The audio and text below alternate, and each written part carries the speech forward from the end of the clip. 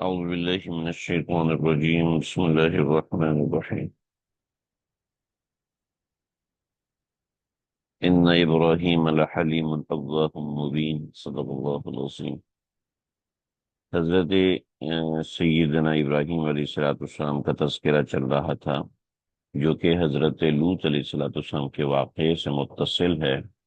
بعض حضرات اکابر نے حضرت ابراہیم اور حضرت لوط کے قصے کو الگ الگ رکھا ہے، مگر یہاں چونکہ حضرت ابراہیم علیہ السلام کے واقعے سے حضرت لوط کے واقعے کو شروع کیا گیا ہے، تو اس لیے میں نے اس کو ایک ہی واقعے میں مدغم کیا ہے۔ سیدنا ابراہیم علیہ السلام ابو الانبیاء ہیں، اللہ کے سب سے بڑے پیغمبروں میں سے ایک ہیں، اولو العزم من الرسل ہیں۔ حضرت ابراہیم کا مقام انبیاء میں سے وہ مقام ہے جو مقام اللہ رب العزت نے سیدنا ابراہیم علیہ السلام کے بعد کسی کو بھی عطا نہیں فرمایا۔ حضرت ابراہیم علیہ السلام اللہ تعالیٰ کے وہ برگزیدہ پیغمبر ہیں کہ اللہ رب العزت نے ان کو ایک ایسا مقام دیا ہے جو سیدنا ابراہیم علیہ السلام کے علاوہ کسی پیغمبر کو نہیں ملا۔ حضرت ابراہیم علیہ السلام خلیل اللہ تھے،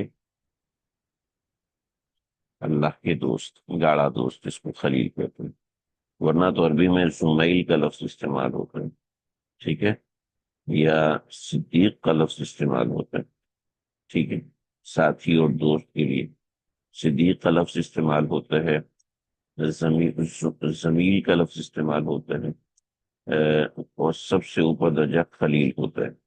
یعنی سب سے پہلا درجہ زمیل کا ہوتا ہے، دوسرا صدیق کا ہوتا ہے۔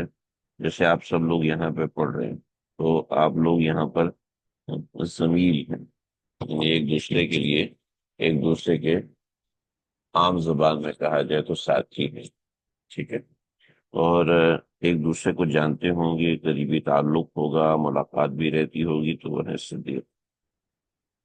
خاص تعلق کو صدیق کہتے ہیں، اصدقاء، ٹھیک ہے، اور اس سے اگلا درجہ جو ہے خلیل کا ہے۔ خلیل جو ہے وہ رازدار دوست کو کہتے ہیں، رازدان دوست جو ہے وہ خلیل ہوتا ہے۔ تو حضرت ابراہیم علیہ السلام کون سے ایریے میں آئے وہ میں نے یہاں پر پچھلے درس میں ذکر کیا تھا، فائنڈ کیا ہوا ہے۔ حضرت ابراہیم علیہ السلام اس مقام پہ پیدا ہوئے، اور یہی وہ مقام ہے جہاں سیدنا ابراہیم علیہ السلام کو آگ میں جلایا گیا تھا۔ پھر یہاں سے حضرت ابراہیم علیہ السلام شفٹ ہوئے اور فدان، حران، حلب، بابل میں بھی رہے، فدان، آرام، حران میں رہے، حلب میں رہے، پھر بیت المقدس اور خلیلی میں رہے۔ پھر یہاں سے حضرت ابراہیم علیہ السلام تشریف لائے ہیں عتد تاوی، اور پھر وہاں سے واپس دوبارہ خلیل آئے، پھر یہاں سے مکہ مکرمہ آئے حضرت اسماعیل علیہ السلام کو لے کر، پھر دوبارہ یہاں پہ تشریف لے کر گئے، اور آج یہیں پر مدفون ہیں۔ یہ سیدنا ابراہیم علیہ السلام کے حیات طیبہ ہے۔ سیدنا مسیح علیہ السلام کی تشریف آوری سے 1800 برس قبل حضرت ابراہیم علیہ السلام جو ہے وہ دنیا میں تشریف لائے۔ تو آپ سمجھ سکتے ہیں کہ یہ ہمارے سامنے جو نقشہ ہے، اس نقشے کے اندر حضرت ابراہیم علیہ السلام کی زندگی بھر کا سفر اللہ رب العزت نے کے حکم سے جو انہوں نے کیا تھا، یہ سارا کا سارا سفر اس نقشے کے اندر ہے۔ اس نقشے کو غور سے دیکھ لیں، اپنے پاس محفوظ کر لیں، اور اس نقشے کے اندر بہت ساری چیزیں ہیں جو جس سے آپ پہلے سے واقف ہیں، اور چیزیں انشاءاللہ آپ سمجھ سکتے ہیں۔ تو حضرت ابراہیم علیہ السلام کا قصہ ہم نے پورا پڑھا، اس کے اندر ایک دو باتیں جو بعد میں میرے ذہن میں آئی۔ قالوا اتعجبین من امر اللہ رحمت اللہ وبرکاتہ علیکم اہل البیت۔ تو یہاں بڑی اہم بات ہے۔ او ہو،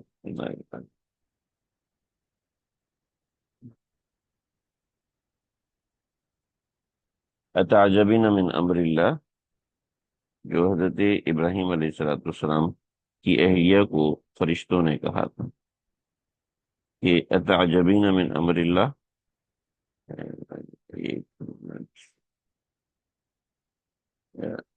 کیا ہے، رحمت اللہ وبرکاتہ علیکم، اللہ کی رحمت اور اللہ کی برکتیں آپ کے اوپر ہیں. ٹھیک ہے. اس سے سمجھ میں آیا کہ اللہ کی رحمت اور چیز ہوتی ہے اور اللہ کی طرف سے برکات جو ہیں وہ اور چیز ہوتی ہے. رحمت اور چیز کا نام ہے اور برکت اور چیز کا نام ہے. رحمت کیا ہے؟ رحمت یہ ہے کہ اللہ کی طرف سے شفقت ہونا، اور برکت یہ ہے کہ شفقت کا ظہور انسان کو نظر آئے. تو رحمت یہ ہے کہ اللہ کی رحمت ہر مومنات پر ہے.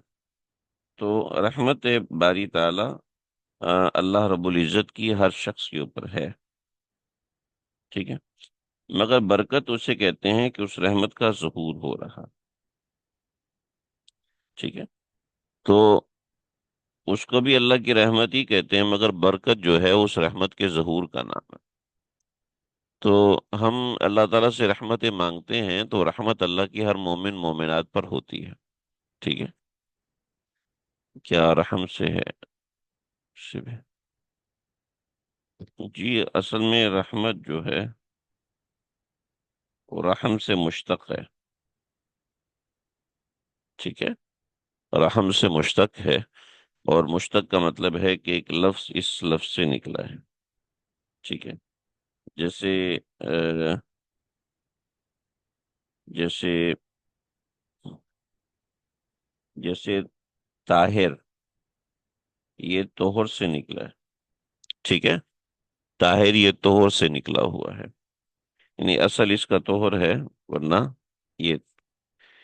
چلیے اس لفظ کو ہم سمجھتے ہیں.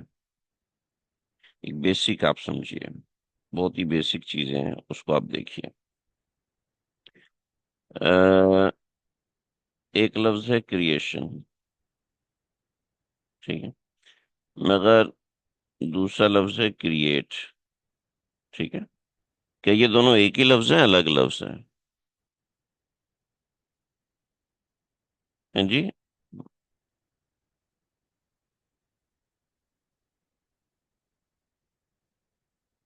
کریٹڈ، یہ تینوں لفظ ایک ہی ہیں یا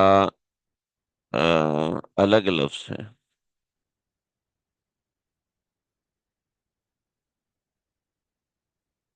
آپ کہیں گے کہ اصل لفظ کریٹ ہے. ٹھیک ہے. لیکن کریشن اس سے نکلا ہے، کریٹڈ اس سے نکلا ہے.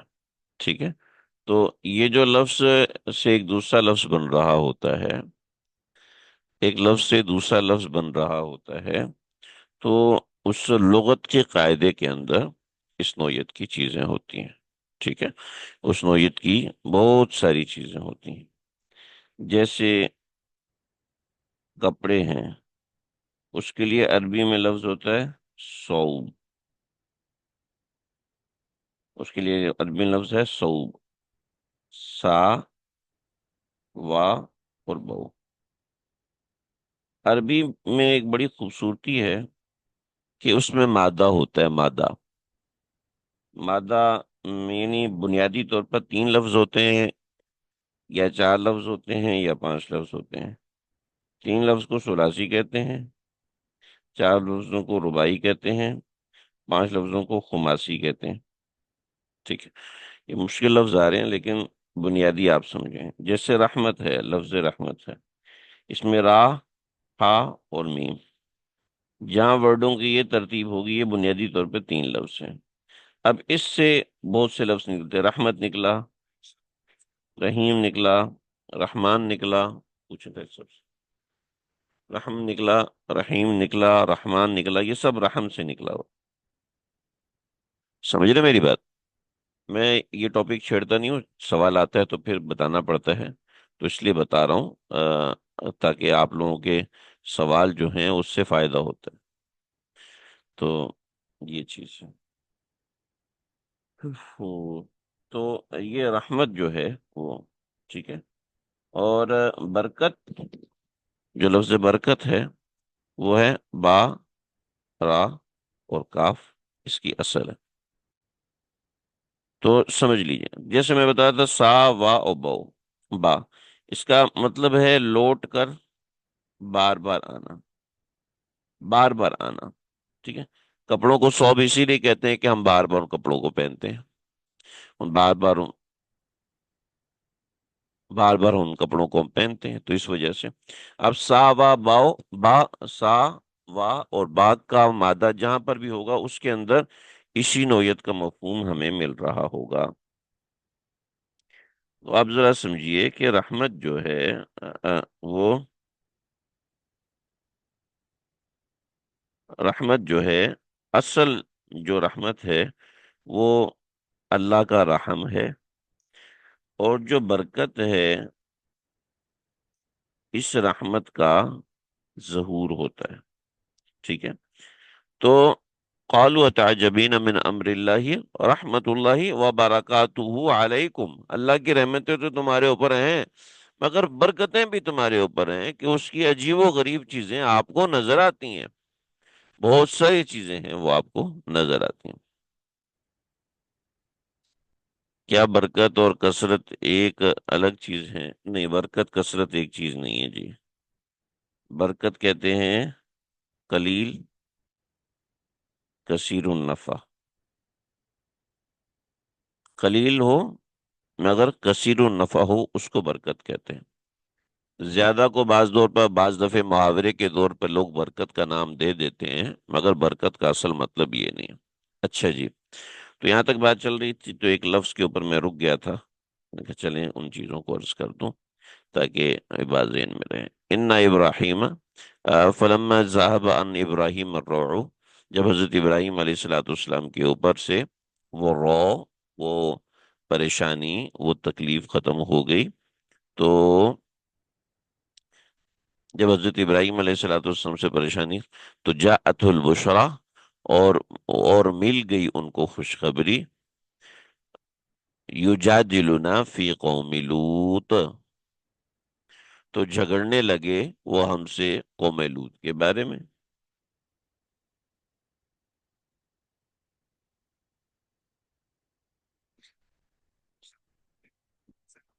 یجادلنا فی قوم لوط، وہ قوم لوط کے بارے میں جھگڑنا شروع ہو گئے.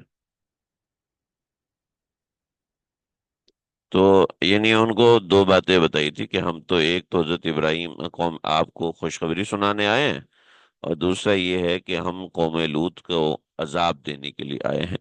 تو جب خوشخبری ان کو پتہ چل گئی تو وہ ہم سے جھگڑنے لگے حضرت لوط علیہ الصلوۃ والسلام کے بارے میں، ان کی قوم کے بارے میں جھگڑنے لگے. تو دوسرے قرآن مجید میں دوسرے مقامات پر اس کا ذکر آیا ہے. تو فرمایا ان ابراہیم، کہ بے شک ابراہیم علیہ الصلوۃ والسلام، لحلیم، حضرت ابراہیم علیہ الصلوۃ والسلام بڑے حلیم الطبع، بڑے بردبار. حلیم کا مطلب ہوتا ہے بردبار،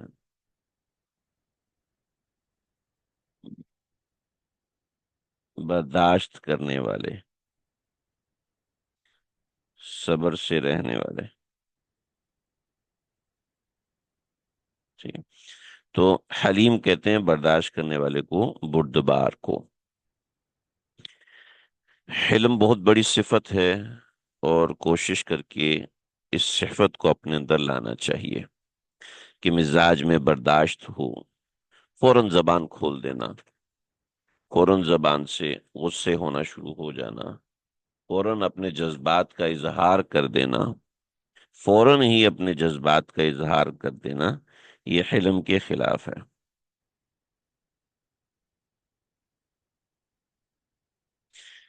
اپنے جذبات کو قابو میں رکھنا چاہیے، اپنے خیالات کو قابو میں رکھنا چاہیے. جو قوم اپنے خیالات کو، جذبات کو قابو میں نہیں رکھتی ہے، وہ ہمیشہ زندگی میں ناکام رہتی ہے. تو حلم اسے کہتے ہیں کہ فوری جذبات کو کنٹرول، قابو میں رکھنے والا. جذبات یہ کہہ رہے تھے مگر بات سامنے آ گئی، اب زبان بند۔ جذبات یہ کہہ رہے تھے، بات دوسری سامنے آ گئی، اب زبان بند۔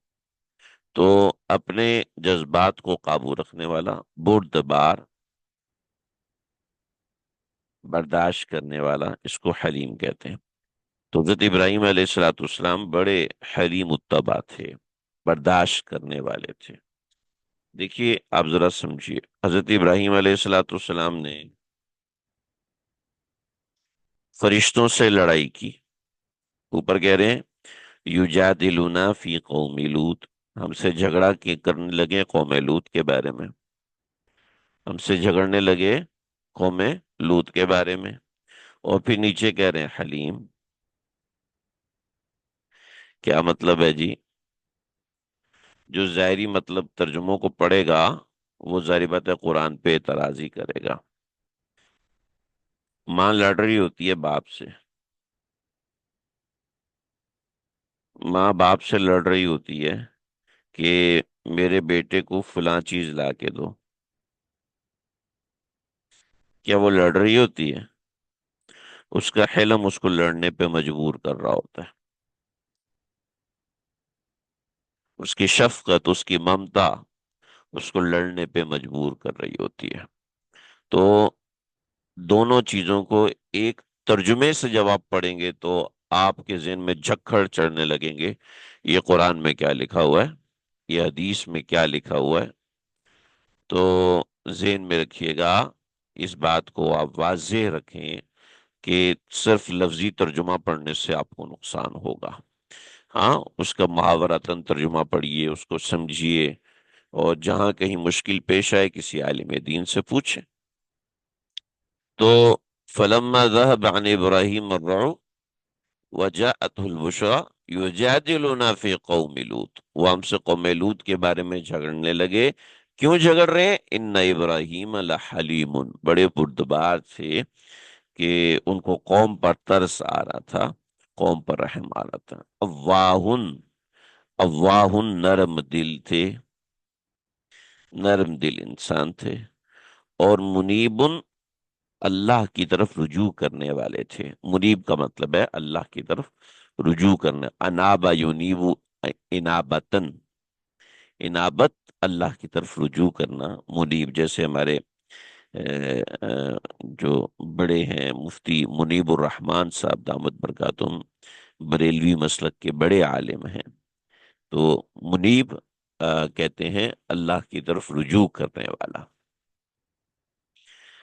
اللہ، تو یا ابراہیم، تو پھر ہم نے حضرت ابراہیم سے کہا یا ابراہیم اعرض عن ھذا، اے ابراہیم آپ چھوڑیے ان کو۔ اعرض عن ھذا یہ ایک لفظ ہے، ایک ایڈیم ہے سمجھ لیں۔ تو یہ عربی کا ایک وہ ہے، ایڈیم ہے، جس کا معنی یہ ہے کہ چھوڑو اس بات کو، ٹھیک ہے۔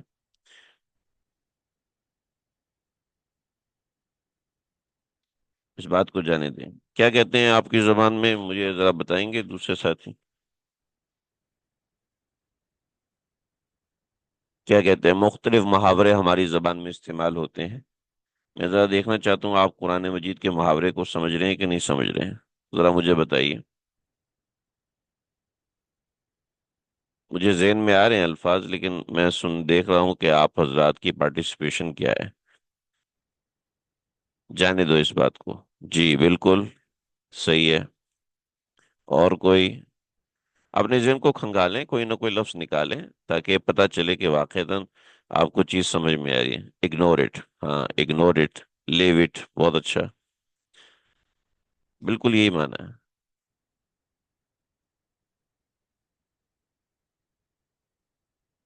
اگنور، لیو اٹ، اور بتائیے جی۔ ہاں اگنور کرو اس کو، جانے دو اس بات کو، بالکل صحیح آپ لوگوں نے سمجھا۔ تو یہ معنی ہے اعرض عن ھذا، اس بات کو جانے دیجئے، انہ قد جاء امر ربک، یقیناً یہ آ چکا ہے آپ کے پروردگار کے حکم سے۔ انہو بے شک یہ عذاب، قد جاء آ چکا ہے، امر ربک تیرے پروردگار کے حکم کی وجہ سے، تیرے پروردگار کا حکم آ چکا، نا استغفر اللہ، تیرے حکم کی وجہ سے نہیں، وہ تو امری ربک ہونا چاہیے تھا۔ انہو قد جاء امر ربک بے شک آ چکا ہے تیرے پروردگار کا حکم، انہو بے شک وہ حکم، انہو ہو ضمیر جو ہے وہ اللہ کی طرف لوٹ رہی ہے، سوری امر کی طرف لوٹ رہی ہے، قد جاء امر ربک کہ آ چکا ہے تیرے پروردگار کا حکم، وَإِنَّهُمْ آتِيهِمْ عَذَابٌ، وَإِنَّهُمْ وَإِنَّهُمْ اور بے شک، آتیہم ان پر آنے والا ہے، انہم بے شک، ہم ان پر، آتیہم آنے والا ہے ان پر، لفظی معنی کر رہا ہوں، لفظی معنی کے اعتبار سے یہ معنی ہے، با محاورہ معنی یہ ہوگا انہم آتیہم کہ بے شک آنے والا ہے ان پر، عذاب عذاب، غیر مردود جو کسی بھی طرح ہٹنے والا نہیں ہے، غیر مردود جو کسی بھی طرح ہٹنے والا نہیں ہے۔ اللہ تعالیٰ جو بات فرشتوں کو بتاتے ہیں، جب انسان کا ذکر ایسا دائمی اور قائم ہو جاتا ہے تو اس کو فرشتوں سے مناسبت ہونے لگتی ہے، اور فرشتوں کے احوال جو ہیں وہ ایسے عجیب و غریب ہوتے ہیں، ان کے سامنے بعض احکامات باری تعالیٰ کھل جاتے ہیں، تو فرشتوں سے مناسبت ہونے کی وجہ سے ایسے لوگوں پر بھی معاملات کھل جا بٹھا دو نا، تو ایسے معاملات ہونے لگتے ہیں جس کی وجہ سے یہ چیز ہوتی ہے، تو عذاب غیر مردود، ان کے اوپر عذاب جو ہے وہ نہ لوٹنے والا عذاب نازل ہونے لگتا ہے۔ وَلَمَّا جَاءَتْ رُسُلُنَا لُوطًا جب آگے ہمارے فرشتے لوطن، حضرت لوط علیہ الصلوۃ والسلام کی قوم کے اوپر، حضرت لوط علیہ الصلوۃ والسلام کے اوپر، تو یہاں سے حضرت لوط علیہ الصلوۃ والسلام کا قصہ شروع ہو رہا ہے، یعنی فرشتے حضرت ابراہیم علیہ الصلوۃ والسلام کے پاس سے ہٹے اور حضرت لوط علیہ الصلوۃ والسلام کے پاس آ گئے۔ میں نے آپ کے سامنے ایک میپ رکھا تھا، اور اس میپ کے اندر میں نے ساری لوکیشن بتائی تھی، یعنی کہاں سے حضرت لوط علیہ الصلوۃ والسلام کے پاس سے فرشتے آئے حضرت ابراہیم علیہ الصلوۃ والسلام کے پاس۔ ابھی جو میپ آپ کو دکھایا اس میں حضرت ابراہیم علیہ الصلوۃ والسلام الخلیل، جو کہ آج کل حبرون کہلاتا ہے، یہاں پر تھے، اور یہاں پر حضرت لوط علیہ الصلوۃ والسلام کی قوم سدوم کے مقام پر تھی، عمورہ کے مقام پر تھی۔ انشاءاللہ اس کو ہم آئندہ پڑھیں گے، آج کا سبق یہیں تک ہے۔ صلی اللہ تعالی علی خیر خلقہ محمد وآلہ وصحبہ اجمعین، آمین۔